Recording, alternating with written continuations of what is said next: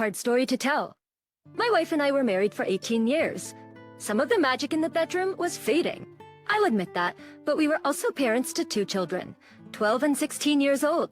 In an attempt to rekindle our relationship, I got us a new bed frame and mattress, fit for royalty along with lingerie for her. She loved it, and it actually did help us relax and have a good time. We worked a lot, so I made arrangements for my 22-year-old nephew to babysit for us. When my wife met him again for the first time in 5 years, he'd grown into a young man, and I saw her face. It made me mad. I actually brought it up with her, how her eyes sparkled when she saw him, and I reminded her he's only a few years older than our oldest. She thought I was being ridiculous and denied anything I saw. I'd known her long enough to know when she was excited or liked what she saw. She couldn't hide it. Fast forward another month, and there wasn't much of a change. Nothing that bad, but nothing that great either. Even though I was trying, we each had something to do after work, separately, so I asked my nephew to go to our house to watch the kids again. My wife told me she'd be home at the same time as me. When I got home, her car was already there, and so was my nephew's. The house looked dark. I didn't find anyone downstairs, so I went upstairs, pretty nervous about what I was going to find. Our bedroom door was open, and the lights were on while my wife turned off the television. My nephew looked extremely nervous that I was home, seeing him in my bedroom. I asked what was going on, and my wife said nothing. They were just watching television after the kids went to bed. My nephew was silent, looking around the room nervously before he said he had to go. I paid him hesitantly. He had trouble looking me in the eye. After he left, I noticed my wife's undergarments on the floor, nearly under the bed. I asked her if anything bad happened while I was gone, and she was caught off guard by the question, but she just asked what I meant and said no. I was just super uncomfortable laying in bed all night. The next day, I managed to pull myself together with an hour of sleep and sit in my car ready to leave for work. Before I pulled out, my phone dinged. It was a long message from my nephew. He apologized for having sex with my wife last night. He said he couldn't sleep at all. He felt so bad for what he'd done, and he couldn't forgive himself until I forgave him. The poor kid didn't realize he stole my whole life away from me. Everything I worked for and built with my wife and the mother of my children was gone. I only replied to thank him for telling me, but I was devastated. I couldn't drive. I couldn't move. My wife came out to go to work, and I wouldn't move my car out from behind hers. She expected me to, so she sat in her car waiting. She was on her phone and got a message from my nephew. Telling her, he told me what they did. I looked up to her window and could hear her on the phone, calling him a little turd for telling me, when she explicitly told him not to tell me anything. She was freaking out, and when she noticed me standing next to her window, she jumped out of her skin, then started crying. I broke down too, because it was hard to look at her. I told her everything we had was done. Over.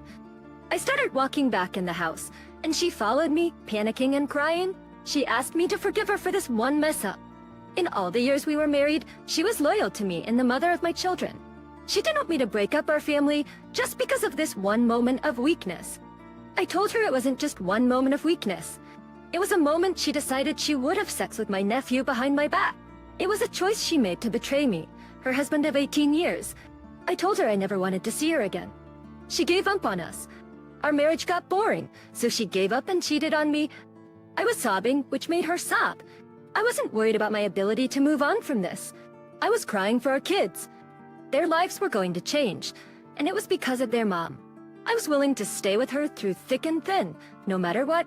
I would sacrifice and communicate, whatever it took, but it takes two. I told her to get out of the house. She hadn't brought enough change into our kids' lives. The least she could do was leave the house so they didn't have to move with me. After arguing, she actually agreed but warned me she was going to get custody of them. I didn't argue. I knew I could prove her infidelity and irresponsibility. In addition to that, the court ruled everything should remain as normal for the children as possible, so they continued living with me and going to the same school. My wife had to live with her closest relative for a while, an aunt that didn't know her very well, and lived 45 minutes away. The kids were extremely upset.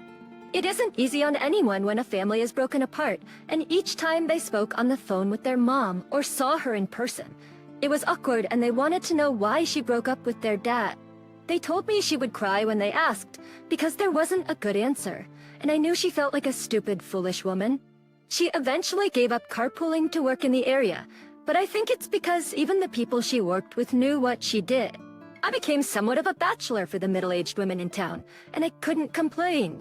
Someone else started watching my kids, but I never told the kids why. Opa Pipoli, I'm so sorry your wife gave up your marriage and bond of 18 years to sleep with your nephew. It's extremely disappointing to hear, and I wish you would have thought about the effect it would have on her kids, you, and herself. The whole point in getting married and having children is to find where you want to be for the rest of your life. Surrounded by people you would do anything for, who trust you completely, and some people you actually made and brought into the world. And brought into the world. It's a wonderful thing that people should take more seriously. The world has always been broken, but a successful, lifelong marriage shouldn't be as rare as a unicorn. These respectable unions, where each spouse puts the other before themselves, should be everywhere. If it were so, we would live in a much happier world. The things people have the nerve to complain about are nothing compared to living your life alone or living a beautiful life that's taken for granted until it's gone. Anyways, that's enough for this story. Let's now get into our second story for today. My wife and I were married for 10 years, and it was already time for a kitchen renovation. We each earned a decent amount of money, so for her birthday, I thought she'd really appreciate it if I arranged for a contractor to come by and start working on it. After that, I did the planning and picked out what I thought my wife would love most. She was so surprised and happy. While they were busy renovating for the next few weeks, my wife was home alone while I was away on a work trip. She didn't know that I left the cameras on in the house because I wanted to supervise the people I was paying. I didn't think anything about the cameras, so I didn't tell her about them. One day, 20 minutes after she should have gotten to the house, I asked her how she liked it. I got no response after 10 minutes, which just wasn't like her. I thought of the security cameras, but I didn't think I needed to check on her or anything. I just wanted to make sure she got there safely. I was then surprised to see her making out with the guy remodeling our kitchen. I watched in disbelief from my phone's live camera feed. She took him by the hand and went into the living room. I could just barely see something happening. I freaked out, obviously. I started calling her repeatedly as I drove home. It was a 2-hour drive back, and those were by far the most painful 2 hours I've endured in my life. I didn't tell her what I saw, only that we had to talk immediately. I hated her for what she just did so boldly, as if she didn't have a husband of 10 years that loved her and was helping to pay the man she slept with in the house we lived in together. When I barged into the house, I could see the fear on her face. I told her that I saw what she did on the security cameras. She came out apologizing to me with all her heart. It was crazy to look at her face knowing what she did today. For some reason, she chose that guy to betray me with. I knew it didn't matter, but in the moment, I wanted to prove her wrong and see how this started. I pulled up the recording earlier in the day, and my wife hid her face as I did so. It showed her speaking with Ab super close. She bent over right in front of him and moved her shirt over. Clear sign she wanted him to make a move. It made me sick. I couldn't believe she didn't think I had the cameras on. I felt like I was watching someone else. Someone else completely. I hated her. I immediately fired the crew that was working on the house. I told the boss why and even showed him the recording. He fired up on the spot. I don't know how I didn't beat the crap out of him. It was great to see him fired though. I moved back into the house without a kitchen and got started on divorce and telling our families. I had the video evidence, but I didn't have to show it to anyone in the family for them to believe me. After we separated, she called me every day to apologize for cheating, ask how I was doing and if I needed anything. I'd usually tell her to stop calling me and that all I needed was a smarter woman. This happened about 3 years ago, and since then I've been single. I've had a few one-night stands, but nothing serious. I'm not sure when I'll be ready to commit again. Opa Sapiteri, and sorry your wife completely took advantage of your trust and thought she could get away with cheating on you. You were doing something so nice and considerate to surprise her for her birthday, and she repaid you by doing this inconceivable act. Each step you took was so wise. I'm relieved that you didn't consider giving her a second chance. That's honestly never a good idea. People make mistakes and must face the consequences of them. When a spouse forgives them, it makes them an enabler. They won't learn respect or the value of loyalty.